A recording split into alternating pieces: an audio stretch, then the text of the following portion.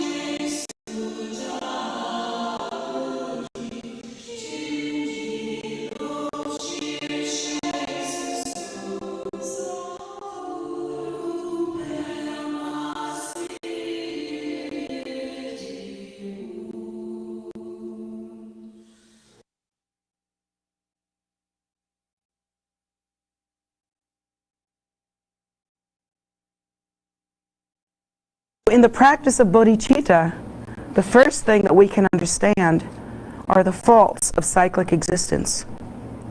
That cyclic existence is it's impossible. I mean, it's just ridiculous. It's not only flawed and faulted, it's a real pain in the neck. The amazing thing about cyclic existence is that no matter what you do in the material realm, in the realm of appearances, no matter what you do in samsara that arises from samsara and is within the realm of samsara, it's all going to come to nothing. It's just going to come to nothing, because anything that you accumulate, anything that you build, anything that you create, as far as you're concerned, you get to lose it when you die. You won't be able to take that with you.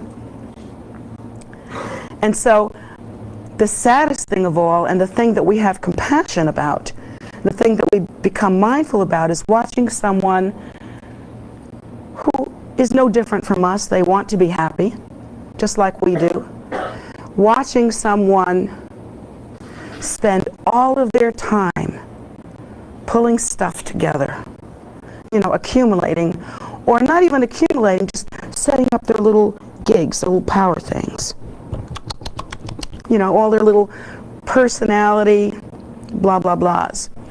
We watch people that are so entrenched, so lost in that. And we think, well, generally, before we've had any training, we wouldn't think about it at all. We'd think that was normal. But having had training, we think, oh, maybe that's not so good. Maybe that's not the way to go. We might even think to judge that person. We might say, oh, that person is superficial. Oh, that person really isn't practicing a path. We might have a lot of judgment about that person, but in order to be truly discriminating and truly mindful, and in order to actually benefit our practice, what we should be seeing is, yes, that's what it's like here. Yes, that is the fault of cyclic existence. Creating mindfulness in the arena of practicing bodhicitta is like that. We have to constantly caution ourselves not to simply go down the road in the way that we ordinarily do, thought-wise, but instead to be in a state of recognition and awareness. When we see ourselves act in a superficial manner and just go through the motions of life, or think, oh, I've got to have this money or this power or this fame or this fortune or this car or this family or this whatever. You know, all these kinds of things. Instead of judging these terrible faults, really, even in ourselves or in each other or in other people, rather than saying, oh, that person is superficial, or that person is lost, or that person is dead, or whatever it is that we're saying, what we ought to be saying is, what a fabulous opportunity to study the faults of cyclic existence. This is the fault of cyclic existence. Literally, you should look at that person and you should go, oh, I'm so sorry. I'm so sorry, because that's how it is here. What can I do to help? How can I benefit sentient beings so that that is no longer the case? And so it increases your bodhicitta practice, rather than taking it down by saying, oh, that person's very superficial. Or that person's just about money. That person's just about material. Or even, I'm just about money. I'm just about material. To have those kinds of ideas is not so beneficial, because you are not contributing to mindfulness. You are contributing to judgment. Can you see the difference? And you are not contributing to a state of recognition. You're only recognizing appearances. Big deal. Dogs can do that. I mean, really. Do something dogs can't do. Once in a while.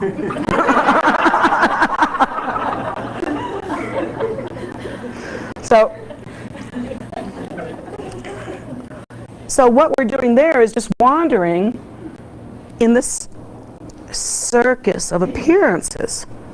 And we're continuing to practice that way. The idea that we have that is completely distorted is that we try to tame ourselves by going, oh, you shouldn't think bad about other people. It's that shouldn't, ought not to, you know, that kind of thing. So we train ourselves that way, which is wandering in the world of appearances and complementing them with other appearances. Instead, what the goal is here is to develop spiritual discrimination, spiritual recognition.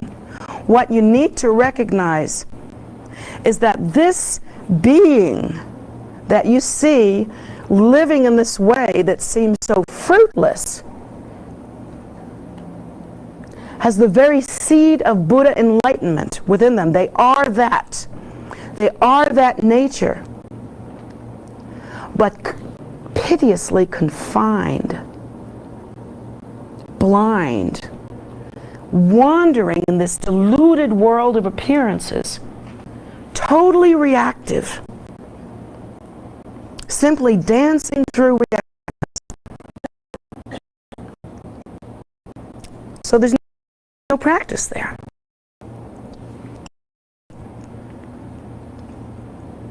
If we can begin to really push ourselves and demand of ourselves that we give rise to a state of recognition by applying this discrimination and mindfulness, did we begin to do that, then perhaps we are actually practicing.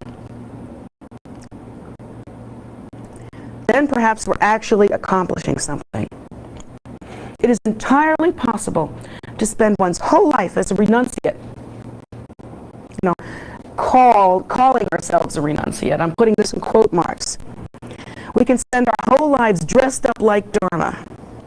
We could spend our whole lives walking around with beads.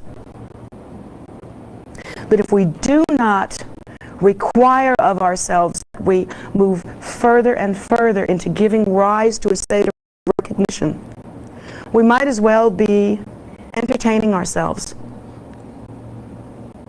Because basically, that which we wish to disengage, that deluded ego, that inherent belief in self-nature, that is on center stage. And that is what's happening. And so long as that happens, we are suffering, we are wandering aimlessly in samsara with no way to understand our nature, blind, deaf, dumb, unable, mistaking the 5 primordial wisdoms for our senses, Our senses that tell us if things are hot or cold, big or small, so we can have them. Our senses that tell you if things are far away or close by, so we know whether to react with repulsion or attraction. Our senses that describe that stuff out there, so we can determine how we should feel about it. This deluded and continuous reality that we steep ourselves in, this is not practice. Even if you do it with the robes on. Even if you do it with your beads in your hands. It is awakening to the state of recognition that is most important. When we see deluded sentient beings, this is an opportunity. They become to us like gurus. This is an opportunity to practice. Have you seen maybe your parents? Well, they're not enlightened people, although I'm sure they're dear to you. They're not really enlightened people. They're not like living Buddhas. We've watched our parents, most of us,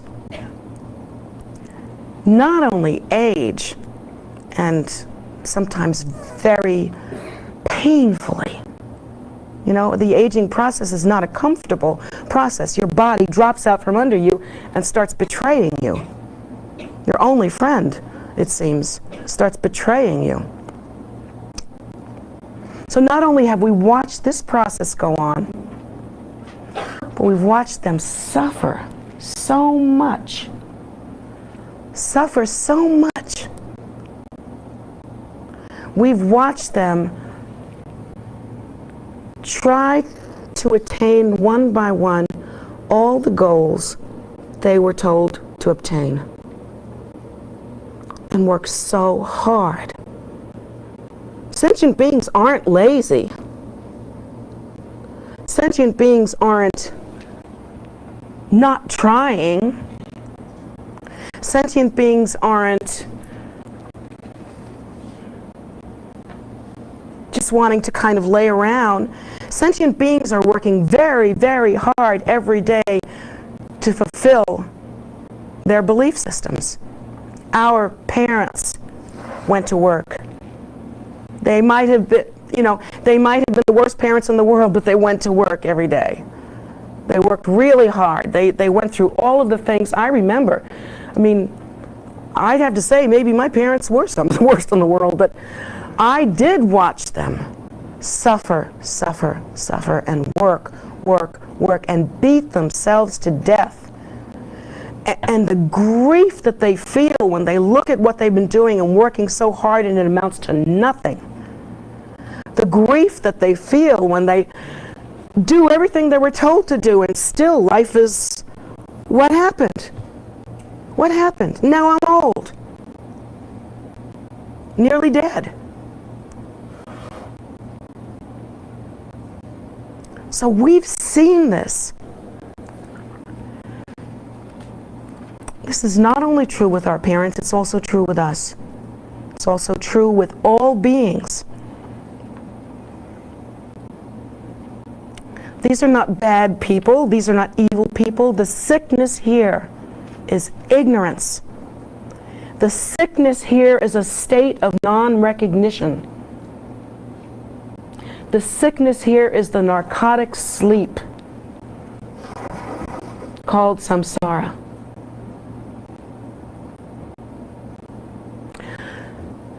As a teacher, sometimes I've had the opportunity to bring a student to task, to say, look, you're all spaced out. You're working hard, you're going through the motions, but you're not practicing. There's no inner practice happening here. And the first thing that student will do is to get defensive.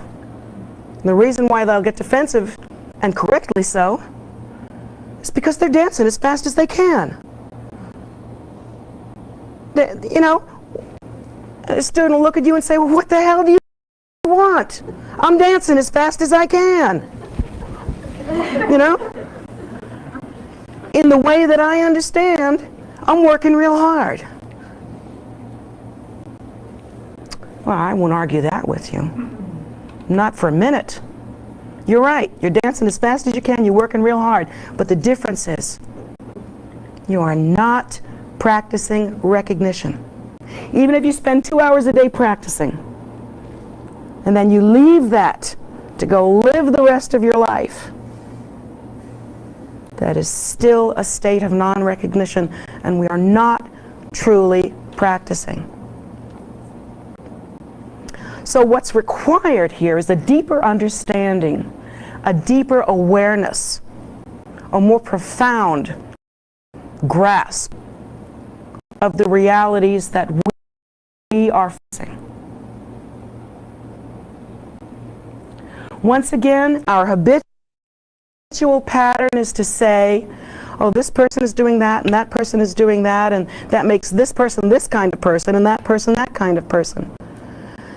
But the way to practice, and I invite you to bring yourself into a state of better recognition, deeper recognition, is to understand that these things we see are the all-pervasive faults of cyclic existence.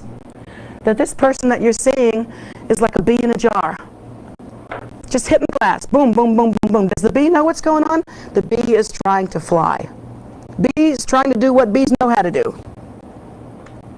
But being in a glass jar, like samsara, all it can do is bash its head against the glass. And there's no way for that bee to figure its way out. That is the condition of samsaric beings.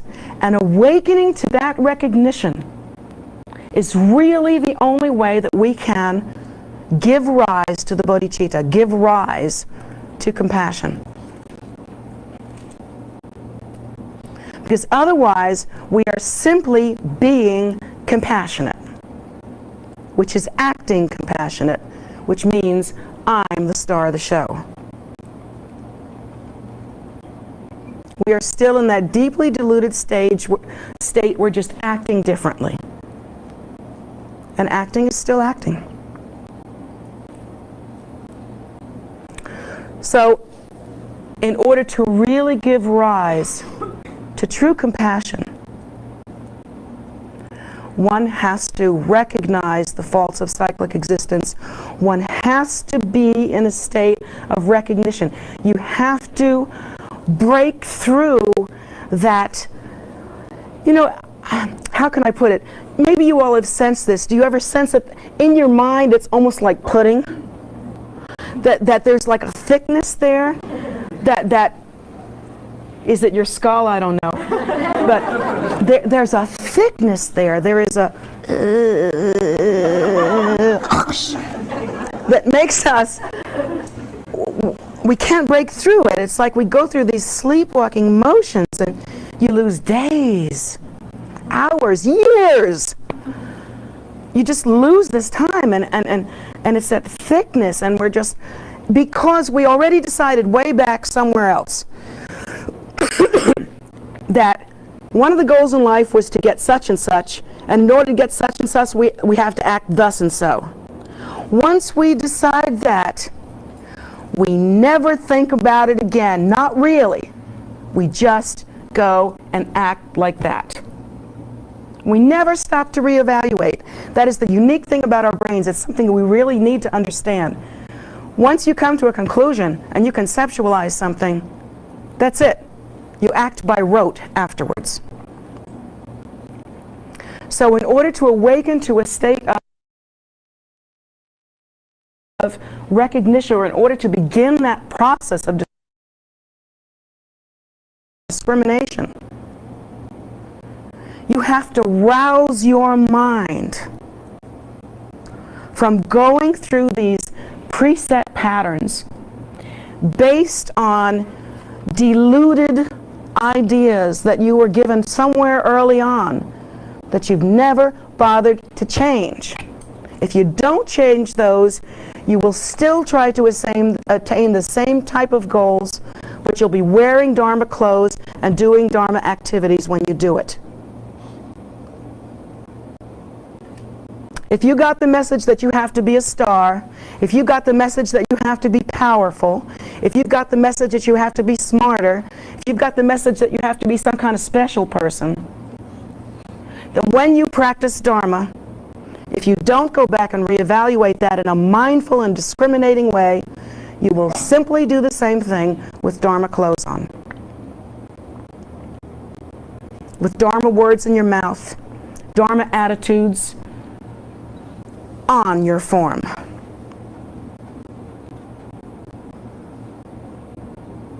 And that is a non-virtue. Basically what we're doing there is to continue practicing sleepwalking. So this discrimination that I'm talking about, this mindfulness, is not like some sort of generalized euphoric state where you go outside and you go, I'm mindful of the Buddha nature and everything. That's not what we're talking about here. This mindfulness is like requiring of yourself, stimulating yourself, rousing yourself to rethink, to reassess, to try to give rise to some recognition of what's precious and what is flawed, of what is extraordinary and what is ordinary.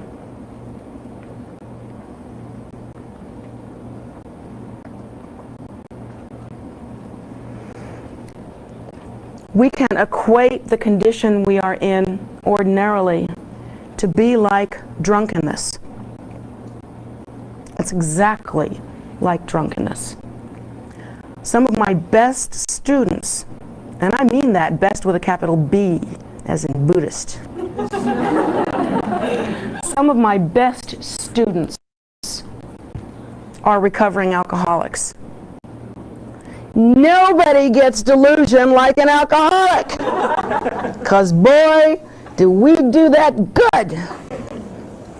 Recovering alcoholics have a wonderful opportunity, because having emerged from the cocoon of constant chronic alcohol consumption and the craving and the response and that whole cycle syndrome, the recovering alcoholic has the opportunity to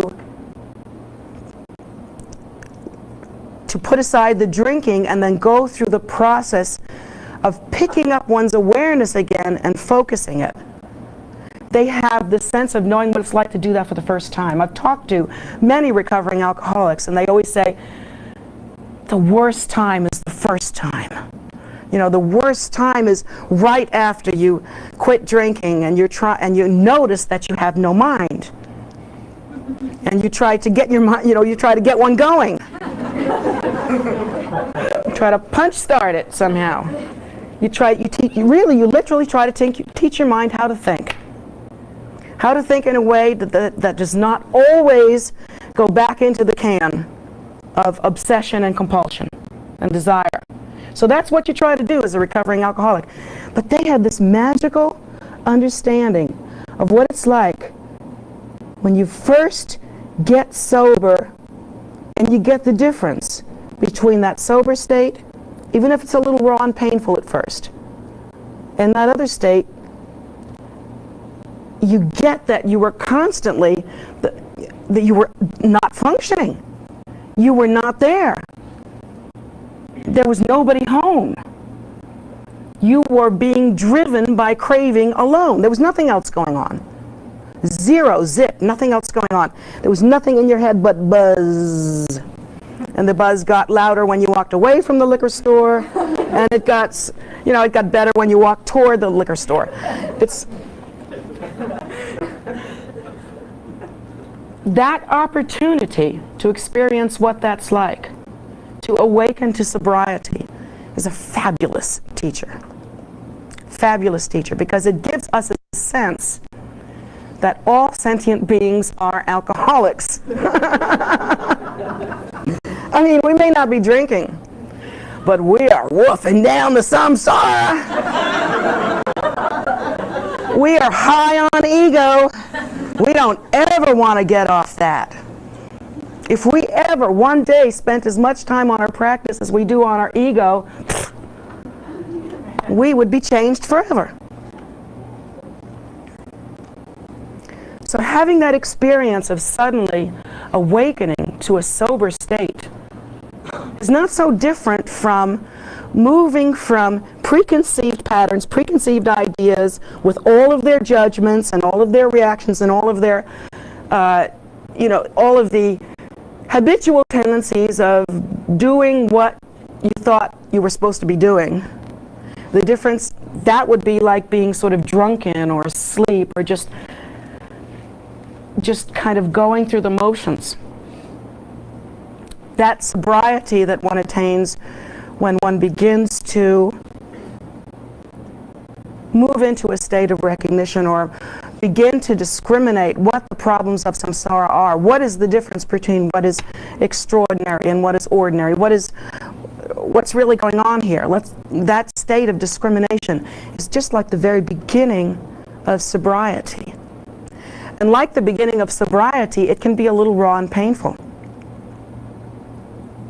Like, if you can stay comfortable in the time and space grid where you are in ignorance, saying, oh, I'm sitting here right now, so I'm not dead, therefore I'll never be dead.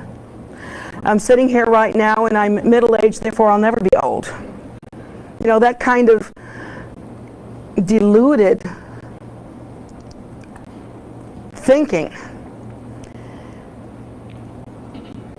To awaken from that and to say, this is, I'm middle-aged now, and I used to be a kid before. Uh-oh. That means there's a progression happening here. Whoa, where's that go? We don't like to think like that. As sentient beings, we try to keep ourselves in a safety zone, thought-wise, don't we? We don't want to think about it. We look one day, you look in the mirror and you go, wow. What happened to the flesh that used to be up on that cheekbone? And you look at it and you think, oh, that's kind of funny, When you see it happening, but then you immediately go, no, it's not happening. It's just, I had a potato chip last night, therefore I had too much salt in there, So we try not to think that any of this is happening, and we stay in our comfort zone. We literally do the best. We spend most of our calories trying to stay in this comfort zone. This is much easier, it seems, on a temporary level for us. In the same way that, let's say we were living in a terribly traumatic situation where there was all kinds of danger and all kinds of suffering, but something came on TV, a sitcom, one of those 30-minute jobbers, the one that starts with an event and ends up with happily ever after. They all do in 30 minutes. Don't you love that about sitcoms? I wish life were like that. But anyway, so in the midst of all your travail and suffering, you watch this sitcom, and for that short period of time, you're comfortable, sort of happy. You can laugh at things. It's all very comfortable. But like the sitcom playing, does it change anything? When the sitcom's finished, what happens? You still got your life, right? So it's like that with the kind of escaping that we try to do. We try to put ourselves in a comfort zone. We are so addicted to the narcotic, specifically, the narcotic quality of samsara, that we try to bring that narcotic state onto ourselves again and again. And you do. We want to watch TV, we want to do different kinds of activities that make us feel safe. We like to do activities that we can control. We like to experience little adventures that are completely within our control, where there are no surprises. And we call that amusement. We like to experience psychological, emotional events that are totally safe and totally controlled.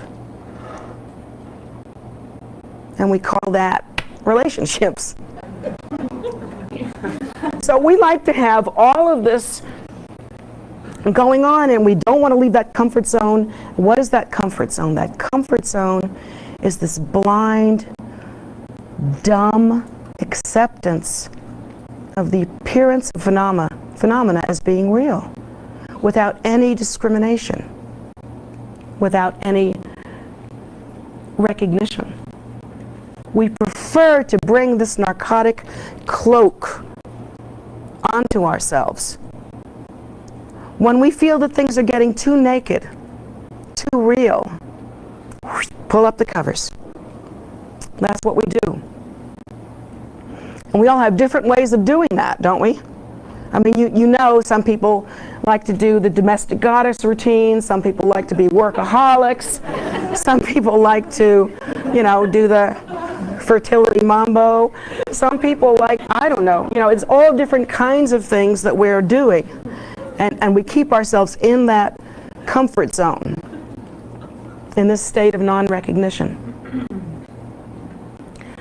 So what I'm describing here is, again, no matter what area of practice you're practicing in, and here I'm talking about specifically with bodhicitta, there has to be, you have to require of yourself a mental exercise, you have to require of yourself to rethink things, to reassess. You have to practice recognition. Do not wait for recognition to come. The mistake that most practitioners make is they have a magical thinking phenomena going on. They say, if I do this practice for 2 hours a day for the rest of my life, and maybe I'll take a 3-year retreat, maybe I'll do that. If I do those things, I will be enlightened. So it's like a magical charm. It doesn't matter how you do those things, or what you do after those things, or before those things, but so long as you do those things, you will be enlightened. This is the kind of thinking we have about our practice. What I'm suggesting is that that's not true. We achieve enlightenment when we awaken. There's a difference. You can't really say you achieve your enlightenment after you finish your practice. You achieve your enlightenment when you awaken.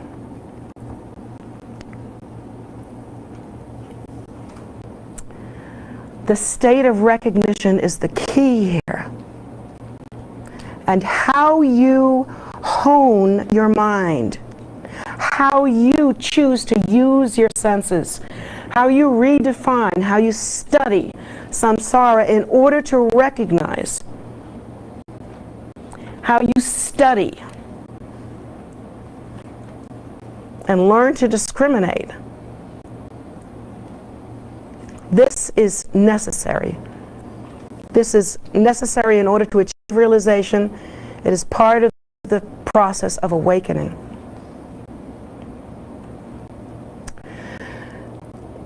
Similarly, we as practitioners think, oh, what I really want, I mean, I love all this stuff you're telling me, and it's all very nice and everything, and you're a funny lady, but what I'd really like is the nature of mind teaching. Oh, sure. What I'd really like is the nature of mind teaching. What I'd really like is some Dzogchen. You know, give me that high stuff. You know, don't start me with the basics. Give me that high stuff. And we think that, and then what happens, sadly, pitifully, really, is that we get this incredible Dzogchen teaching, this incredible teaching about the nature of mind, and it becomes to us something else that we, I, the ego, have collected. something as precious as a view of the nature of our Buddhahood, of the nature of our mind, becomes a thing that we hold, that I, the ego, hold.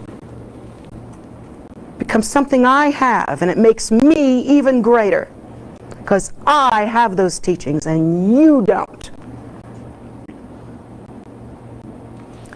If we allow ourselves to practice in that way, by simply wanting that teaching and not requiring the recognition, not making ourselves go through the steps, we are dishonoring the Dharma. We might as well sit on our books. We are dishonoring the Dharma horribly.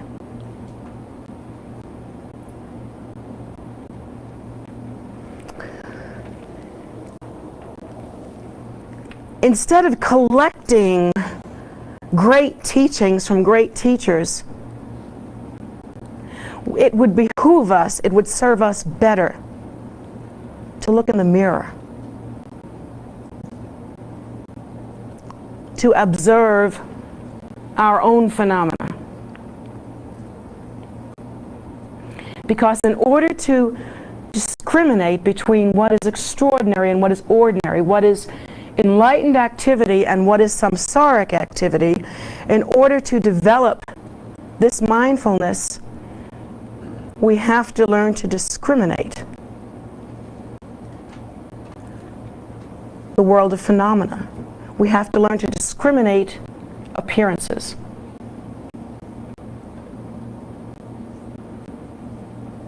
That never happens magically. The mistake that we make that is so terrible, so painful, is that we think that eventually if we do our practice, there's going to be an experience. That one day we'll do our practice and suddenly, oh, what's going to happen? Suddenly our aura will get big, or, we'll have some kind of, there it is, enlightenment. And we're like magically changed. We even fantasize about this. I know that you do. You fantasize about other people seeing how enlightened you are. You fantasize about how honored you will be when they get where you're coming from. You're not alone, don't worry. This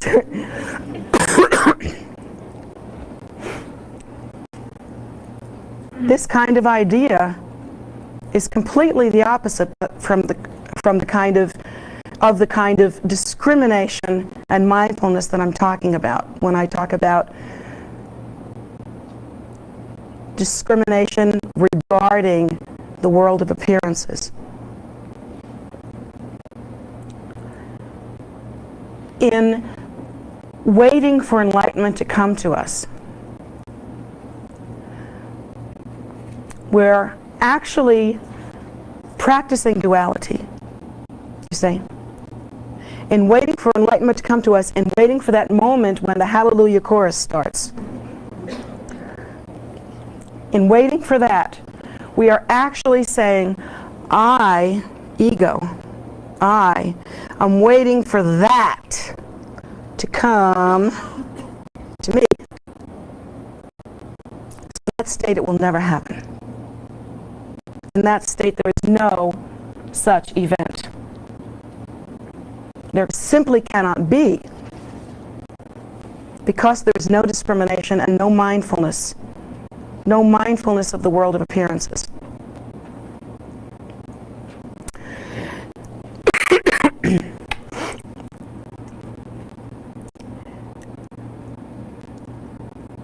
In order to engage in giving rise to a recognition as to the empty nature of phenomena, you have to work at it. To do the practice and just wait for this recognition is inappropriate. It should be practiced with every breath.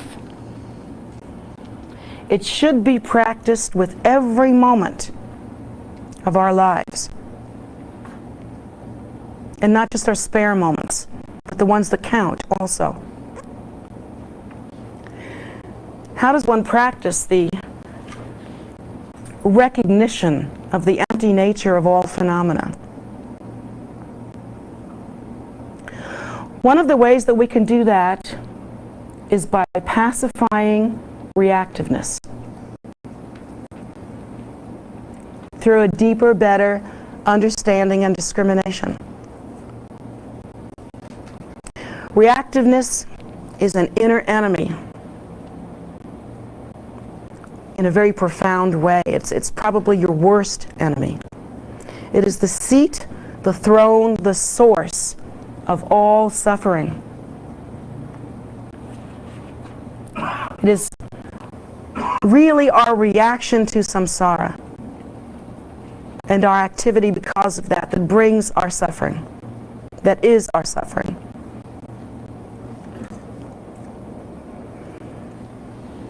And it's all based on, like the Buddha said, our clinging to self-nature as being inherently real and the desire that arises from that.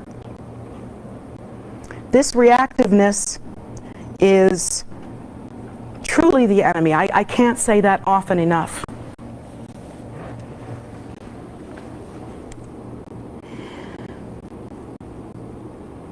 Since time out of mind, we have believed in self-nature as being inherently real.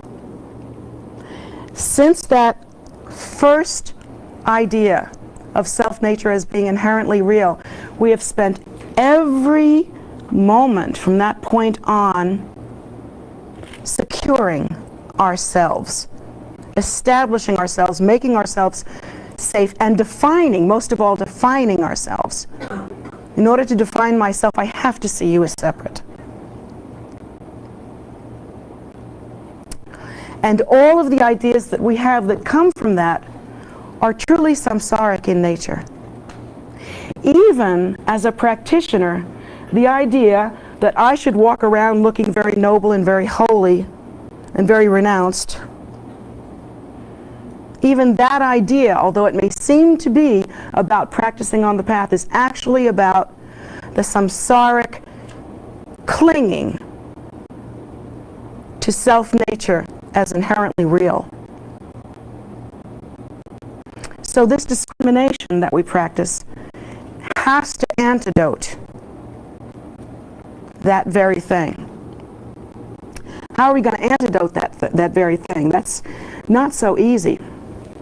Well, reactiveness, if you think about what reactiveness is, it is a perception based on self-nature being real, the perception of other, and the reaction is based on hope, fear, or neutrality. As a being, if I see you, I hope that you will make me happy. I hope that you will make me safe. I hope that everything will be okay. Or if as a being, if I see you, maybe I fear that you're going to be prettier than me, or richer than me, or I fear that you're going to be unkind to me, or that you're a danger to me. Neutrality comes after you go through both hope and fear, and you decided it's pretty well balanced, so I'm neutral about this. Neutrality is not wisdom. So when we have that kind of a reactive mentality, that is such a knee-jerk reaction to where it is automatic. There's never a thought that says, oh boy, now I'm going to react to this. When somebody walks in the room, you don't go, watch me react. When something happens to you, you don't go, watch this. Well, maybe you should. In order to apply the antidote to that,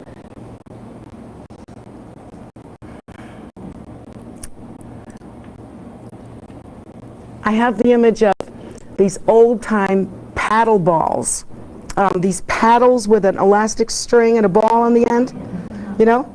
And the only thing that you can do with it is bam, bam, bam, bam, bam, bam, bam, like that. Our minds are like that. We are like that. Bam, bam, bam, bam, bam. The thing that's happening is that we perceive ourselves as being real and solid.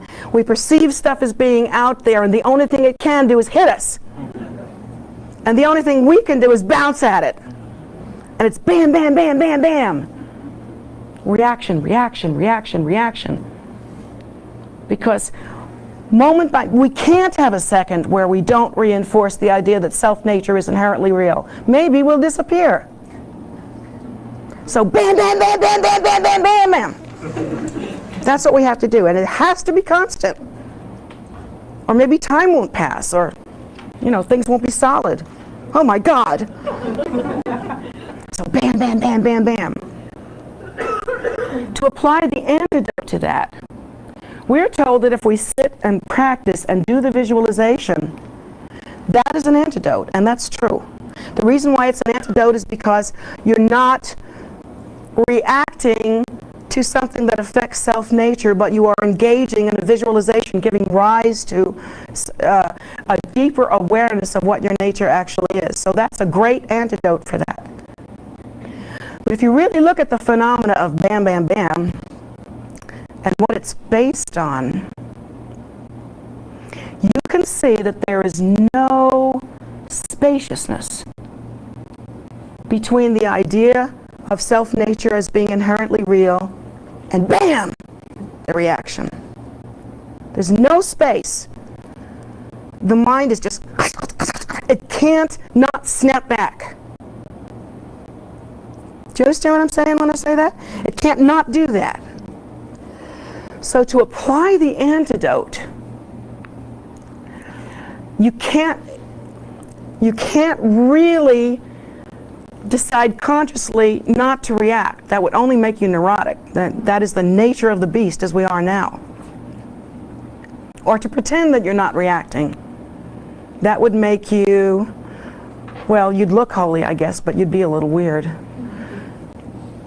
The way to practice is to try to get a little bit of space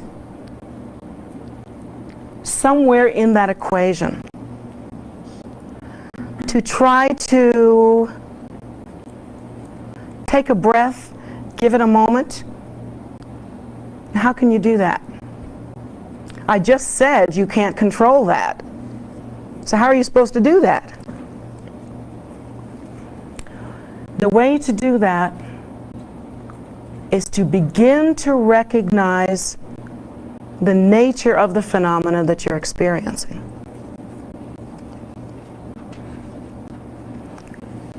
When you go through this kind of mental and your mind is so tight and you're bam, bam, bamming, and you're in that deeply reactive mode, you have the power to do this. Animals can't do this.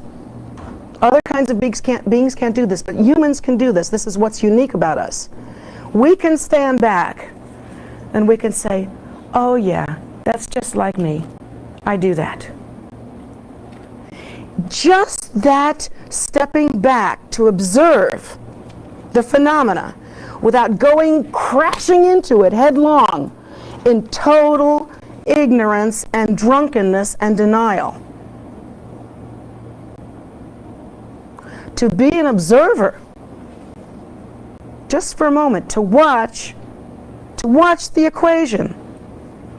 Self-nature is inherently real, therefore, to watch the reactiveness, to watch the play that goes on there.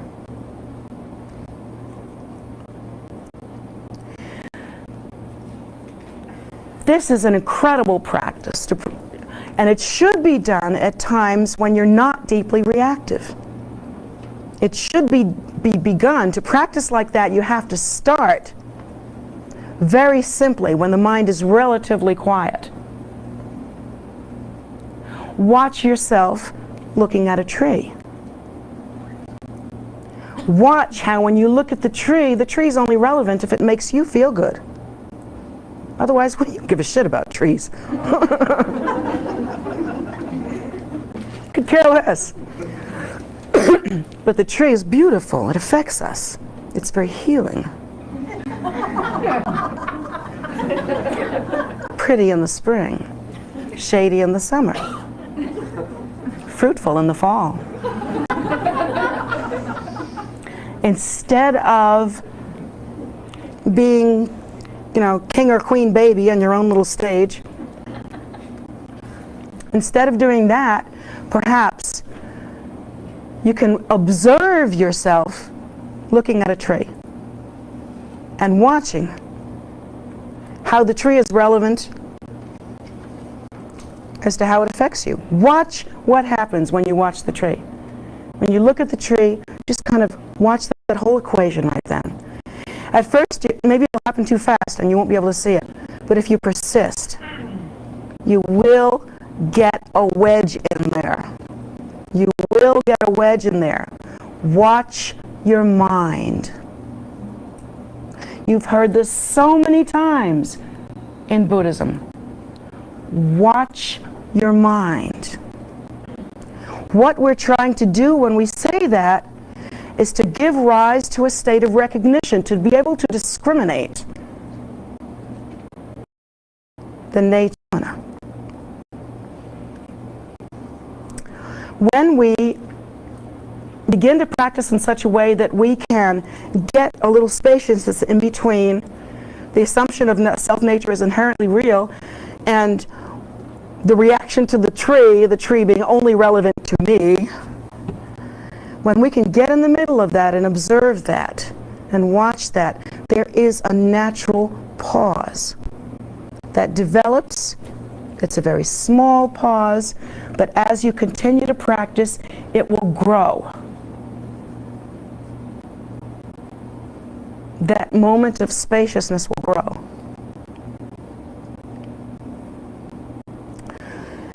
Then you are empowered to do something that you couldn't do any other way.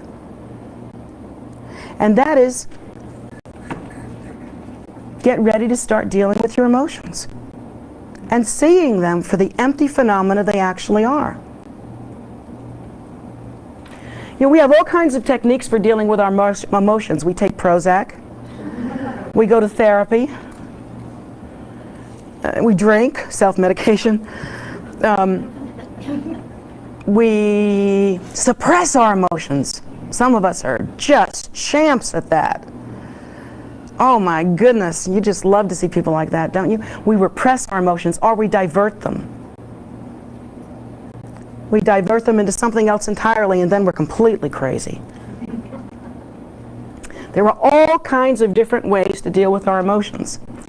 But one way to deal with your emotions, if you're really going to practice this path and you're really going to treasure this idea of recognition and treasure this idea of practicing mindfulness, you've got to watch the mind. You have to watch.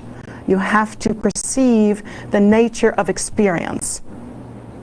Perceive the nature of appearance. Perceive the nature of phenomena. So instead of suppressing emotion, diverting emotion, glossing up emotion, whatever it is that we do with our stuff, the thing to do here is to practice when we are very relaxed so that when we are in a highly emotional state, we can begin to insert that same wedge, that same bit of spaciousness. It's not that you judge yourself harshly and say, God, I'm a terrible person. I'm just so angry all the time. I hate that about myself. I actually have a student that does that to herself. I just hate that about my... Well, that's a solution, isn't it? I just hate that about myself. So instead of doing that, you can simply observe. Observe like a mind that is calm like a lake. You're observing. That's all you're doing. You don't need to do anything else. Watch yourself in the equation. Watch yourself clinging to the idea of self-nature as being inherently real. Watch yourself assuming that everything else is out there, and watch yourself react to, with hope, fear, or neutrality, everything. Watch yourself also go into that emotional state, which is really only the elaboration of that original equation. That's all it is. It's just an elaboration of the original equation. Our emotions that we think are us, they're so precious because we are our feelings, and that's what makes us unique. That is bull hockey. Well, I don't know how better to say that. Instead, we have to begin to realize what these emotions are. They are just the continuation or elaboration of that original equation. Ego clinging, reactiveness. That equation in simply a more elaborate form. So in order to insert the spaciousness that is required, what we have to do is find a way to observe.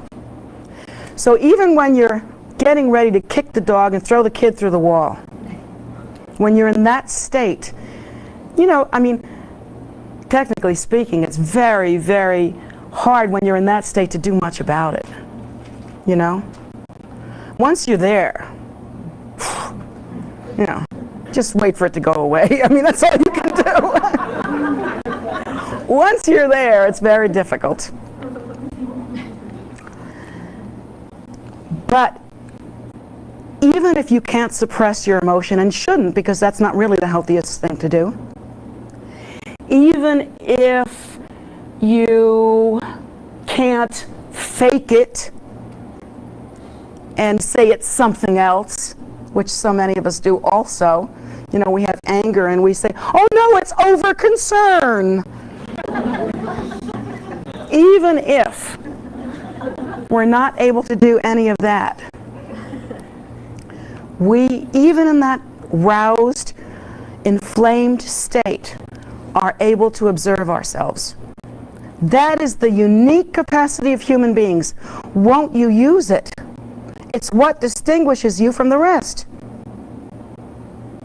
If there's anything that makes you special, that's it.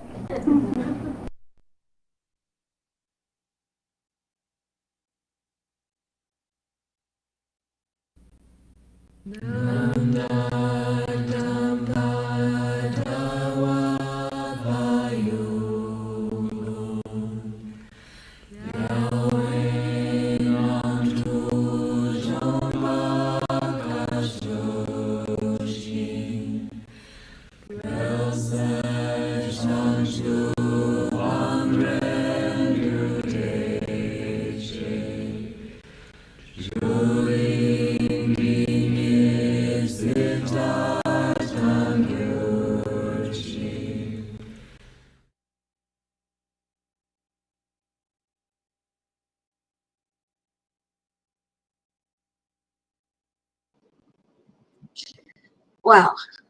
Okay. So taking a deep breath from that, feeling a little gut punched, I just want to say that I hope that it was something that gave you some benefit, and that if you want to watch the other tapes from that series, they are up on YouTube, and part 4 will be played, the continuation of this will be played next Wednesday night at 7 p.m. In addition, we also show Jetsunma's teachings on Sundays. If you're new, you may not know this, at 11 a.m. Same YouTube channel, and we hope that you enjoy those. They will not be part of this series. They will be running their own individual teachings. So, also, we have meditation on YouTube, which is at 10 a.m. on Saturdays and Sundays. Same place. And we hope that you might enjoy that. It's led by a couple of our nuns, and it offers you an opportunity to have some, reminders and, instruction, and basically someone to meditate with. So it puts you into one of those places where she says start, and you start. So that's pretty cool if you're like me and starting is not your strong suit. Moving on to Medicine Buddha, we have on Facebook every evening at 7 p.m. And that's for everyone. That's a very short 15-minute English version of Medicine Buddha that Jetsunma created at the beginning of this COVID outbreak so that everyone would have an opportunity to make prayers for everyone that they loved and know that other people were sharing in those prayers. So join us every evening at 7. We do soak every evening, or every day, I should say, because on the weekends it's during the daytime. Monday through Friday at 5:30 is the usual time, Saturday at noon, Sunday at 2. And that's a food offering ceremony that generates a lot of merit. It's based on the 3 roots practice of Namchu, but it's been redesigned a little bit by Jetsunma for this COVID time to antidote specifically the challenges that we face. So with all of those, we also do the regular teachings on the 10th and the 25th day, the Guru Rinpoche Day and Dakini days, longer soap practices. And those are all on the calendar on tara.org. If you go under the meditate, pray, and basically the activity link on the top of the page, look down, and the first one down there will be the calendar and the live webcast. So you can see these live webcasts on our tara.org page as well. And you can also see the calendar and click on the Zoom links for the internal practices that we do, the soaks and that sort of thing. They will give you all the information you need as well as a download of the practice, and we hope that you enjoy being with us for those. Meanwhile, if you're close by, come and visit us. We would love to see you. It's beautiful weather and the grounds are lovely. We have gardens, we have animals, we have rescued parrots down the hill. We have lovely statues and stupas, and the outdoors is open from dawn to dusk every day. And you are most welcome to come and use it for your meditations, your enjoyment, your relaxation, whatever it is that you need. Hopefully you can find something here to make that better. The inside is still unfortunately closed due to COVID, and we hope that will change soon. So in any case, hope to see you live or again online. And if you have any questions at all, you can email us at kpc@tara.org. And also, if you'd like to make an offering to Jetsunma directly, you can do so at jetsumagift@gmail.com on PayPal. All of those links are in the chat. So enjoy and see you next time. Thank you so much.